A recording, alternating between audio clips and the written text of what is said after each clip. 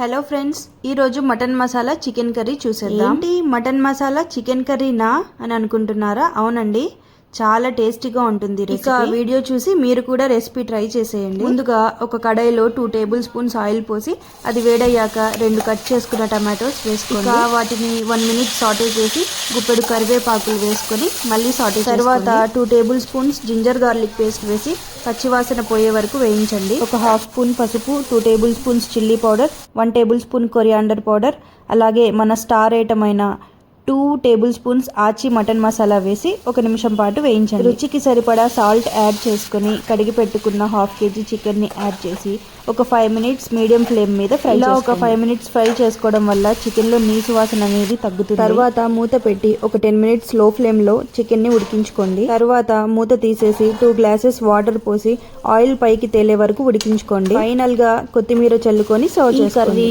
Dosa, puri, rice దేంట్లోకైనా చాలా బాగుంటుంది. Recipe try చేసి ఎలా ఉందో కమెంట్స్లో తెలియజేయండి. బాయ్.